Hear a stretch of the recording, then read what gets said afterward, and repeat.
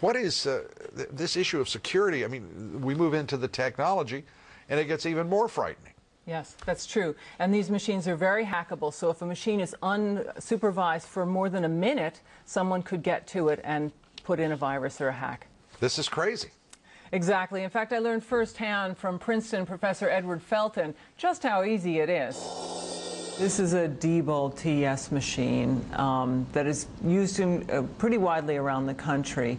And this is a hackable machine, is it not? It takes only about a minute with an unsupervised machine to insert the virus. The voting machine virus is on this memory card. All of the machines apparently use the same key. Anyone who can get the door open and stick in a memory card can insert a virus or do whatever they like. Why don't you show me first how the machine works? One of the things they can do is what's called logic and accuracy testing, which is basically holding a pretend election. The virus is not kicking in yet, it's just lurking in the background. In this case, we have a race for president between George Washington and Benedict Arnold. And so I'll cast a test vote for George Washington. I'm going to be just renegade and vote for Benedict Arnold just for the fun of it. Okay.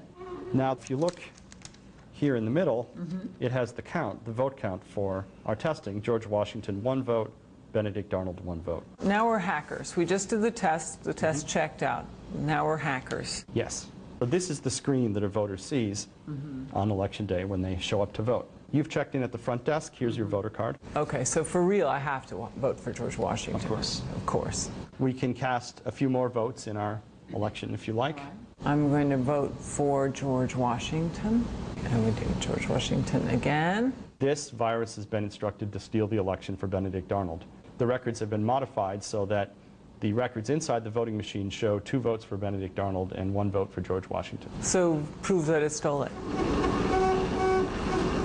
What we see is that we don't have 3 votes for George Washington. So this machine has been highly compromised. This machine has been highly compromised. It counts the votes wrong. This particular voting machine in an election has a virus. Yes.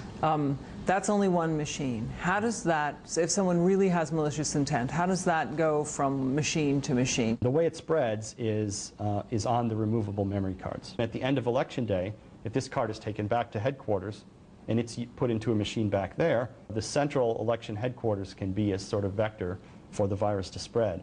What do you think of this machine? Well, it's not a very secure machine.